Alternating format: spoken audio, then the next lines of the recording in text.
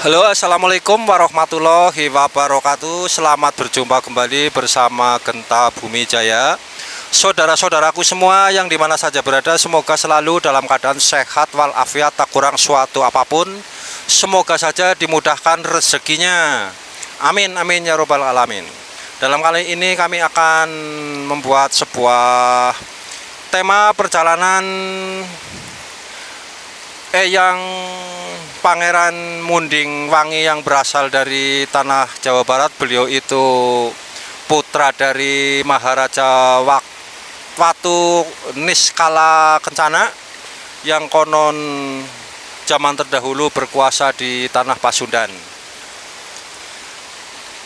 Yang waktu Kencana Niskala itu punya seorang putra, yaitu yang namanya Munding Sari dan Munding Wangi. Nah, Munding Sari tersebut itu yang telah dinobatkan menjadi seorang raja, yaitu yang menjadi Prabu Siliwangi.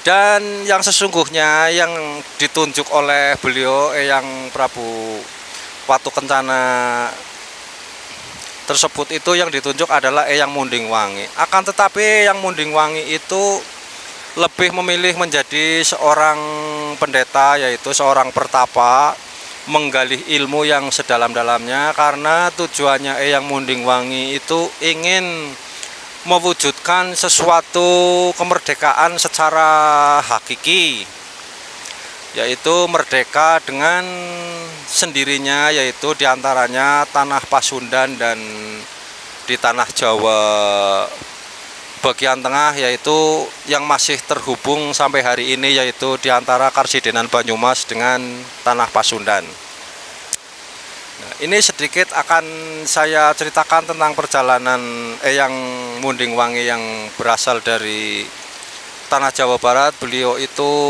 menjalankan sebuah tapa di Gunung Karang awalnya.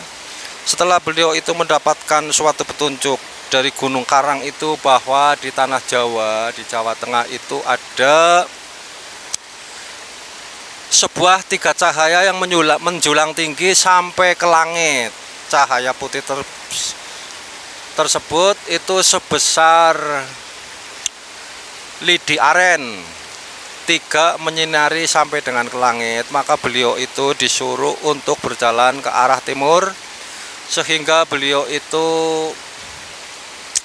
dengan susah payah mencari cahaya tersebut, yaitu bertemu cahaya itu berada di Gunung Panungkulan, yaitu di sekitarnya Gunung Ardilawet, di sebelah timur Gunung Slamet.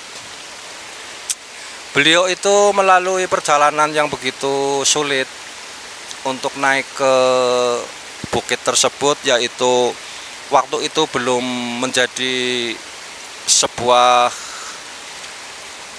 nama. Bukit itu masih belum ada namanya apa-apa. Beliau itu berjalan dari arah selatan menuju ke daerah Panusupan dulu. Panusupan itu sebetulnya itu belum ada namanya, karena beliau itu melalui perjalanan tersebut, maka dari itu desa itu sampai hari ini diberi nama Panusupan.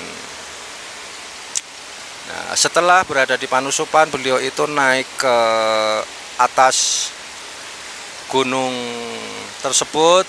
Belum ada jalan sama sekali, tapi beliau itu mempunyai sebuah ilmu yang disebut itu ilmu laduni. Tanpa beliau berdoa itu, yang disebut mandi cipta, itu mengambil sebatang pohon ranting daun waru untuk menuju naik ke atas jalan tersebut. Itu ranting daun waru konon ceritanya itu dipukul-pukulkan ke bumi, maka dari itu bebatuan itu berjalan dengan sendirinya, sehingga batu tersebut itu tertata menjadi sebuah jalan, yaitu sampai dengan ke tempat istirahatan beliau yang Munding Wangi, yang akan melakukan sebuah tapa berata di pucuk bukit, yaitu yang hari ini dinamakan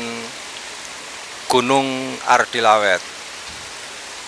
Gunung Ardilawet tersebut itu sesungguhnya itu diberi nama setelah Eyang Mundingwangi itu menyelesaikan sebuah tapa brata di gunung tersebut, maka di suatu saat nanti gunung tersebut itu akan diberi nama Gunung Ardilawet. Ardi itu adalah gunung, lawet adalah kata-kata dari kaluat.